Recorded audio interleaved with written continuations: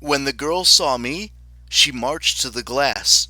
She banged on it with her fist and shouted angrily, but her voice was too muffled for me to make out the words. I counted 6 other cells, each one occupied. In the center of the room was a metal post with iron hooks and chains, the sort of place where one could fasten slaves for inspection before sale. Madre de los dioses, Leo muttered. I thought the arrow of Dodona was trembling in my quiver. Then I realized it was just me, shaking with anger. I have always despised slavery. Partly this is because twice before, Zeus made me mortal and forced me to work as a slave for human kings. The most poetic description I can offer about that experience? It sucked. Even before that, my temple at Delphi had created a special way for slaves to gain their freedom. With the help of my priests, thousands brought their emancipation through a ritual called trust sale, by which I, the god Apollo, became their new master and then set them free. Much later, one of my biggest grudges against the Romans was that they turned my holy island of Delos into the region's biggest slave market. Can you believe the nerve? I sent an angry army led by Mithridates to correct that situation, slaughtering 20,000 Romans in the process. But I mean, come on, they had it coming. Suffice to say, Commodius's prison reminded me of everything I hated about the good old days. Meg strode to the cell that held the 2 emancipated boys. With the point of her sword, she cut out a circle in the glass and kicked it in. The dislodged section wobbled on the floor like a giant transparent coin. The boys tried to stand without success. Meg jumped into the cell to help them. Yeah! Leo muttered with approval.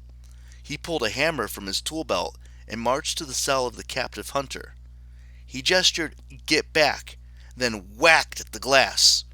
The hammer bounced off, narrowly missing Leo's nose on the rebound. The hunter rolled her eyes.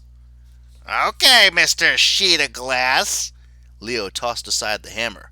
You're gonna be like that? It's on! His hands blazed white hot.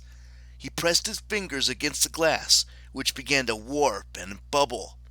Within seconds, he melted a ragged hole at face level. The silver-haired girl said, "Good, step aside." Hold on, I'll make you a bigger exit, Leo promised. "No need." The silver-haired girl backed up, launched herself through the hole, and gracefully somersaulted next to us, grabbing Leo's discarded hammer as she stood. "More weapons," the girl demanded. "I need more weapons." Yes, I thought, definitely a hunter of Artemis. Leo pulled out a selection of tools for the girl's consideration. I got a screwdriver, a hacksaw, and I think this is a cheese cutter. The girl wrinkled her nose. "What are you, a tinkerer?" That's Lord Tinkerer to you. The girl swiped the tools. "I'll take them all." She scowled at me. "What about your bow?" "You can't have my bow," I said. "I am Apollo." Her expression changed from shock to understanding to forced calm. I guess the plight of Lester Papadopoulos was known among the hunters. "Right," the girl said. "The rest of the hunters should be on their way. I was the nearest to Indianapolis. I decided to play advanced scouts. Otherwise, obviously, that didn't work out so well for me." "In fact," I said, "there was an intrusion at the front gates a few minutes ago. I suspect your comrades have arrived." Her eyes darkened. "We need to leave quickly." Meg helped the emancipated boys up from their cell. Up close, they looked even more pathetic and fragile, which made me even angrier. "Prisoners should never be treated this way," I growled. "Oh, they weren't denied food," the silver-haired girl said, admiration creeping into her voice. "They've been on a hunger strike. Courageous for a couple of boys. I'm Hunter Kowalski, by the way." I frowned. "A hunter named Hunter?" "Yes. I have heard that a million times. Let's free the others.